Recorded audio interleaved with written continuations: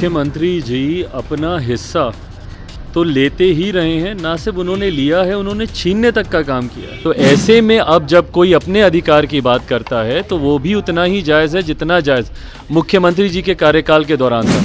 नमस्कार, स्वागत है आप सभी का इनसाइडर लाइव में। मैं आपके साथ कोमल।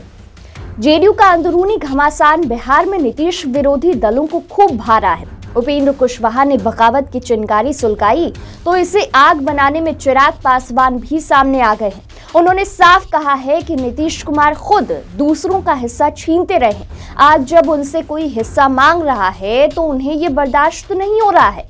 चिराग ने कहा है कि मुख्यमंत्री नीतीश कुमार को सिर्फ अपने हिस्से की चिंता है और वो और उनकी पार्टी के लोग अपने अपने हिस्से के लिए रसाकशी कर रहे हैं। ऐसे में बिहार की जनता के हिस्से का क्या होगा? मुख्यमंत्री जी खुद जब अपना हिस्सा लेते रहे हैं, दूसरों से अपना हिस्सा छीनते रहे हैं, तो ऐसे में अब जब कोई अपने अधिकार की बात करता है तो वो भी उतना ही जायज़ है जितना जायज़ मुख्यमंत्री जी के कार्यकाल के दौरान था।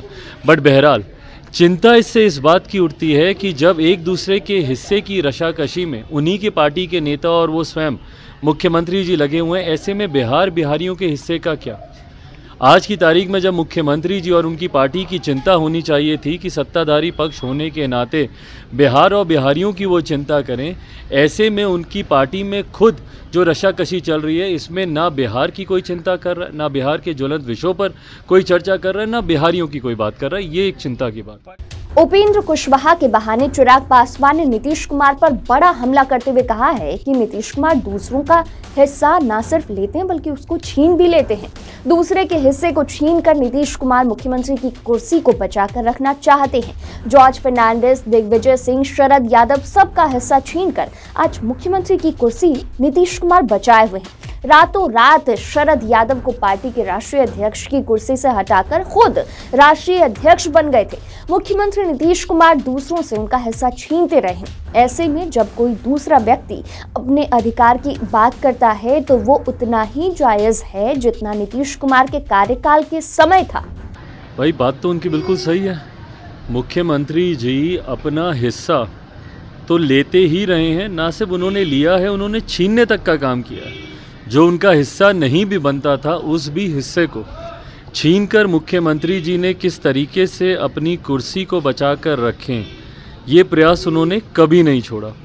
जॉर्ज साहब के साथ की बात हो, दिग्विजय बाबू के साथ उनका जिस तरीके से बर्ताव हो, या for that matter even Sharad Yadav ji उनकी पार्टी के राष्ट्रीय अध्यक्ष थे, किस तरीके से उनको रातों रात राष्ट्रीय अध्यक्ष के पद से हटाकर ये स्वयं राष्ट्रीय अध्यक्ष बने, इस बात को कोई भूल नहीं सकता। भाई मुख्यमंत्री की पार्टी में अब लोकतंत्र नाम की तो कोई चीज़ बची नहीं है। बहरहाल उनकी पार्टी ही नहीं बची। भाई आज की तारीख में जब मुख्यमंत्री खुद अपना उत्तराधिकारी किसी दूसरे दल के नेता को मानते हैं, जब वो कहते हैं कि मेरे बाद किसी दूसरे दल के नेता को ही सब संभालना है, तो ऐसे में उनकी पार्टी का अस्तित्व बचा कहाँ?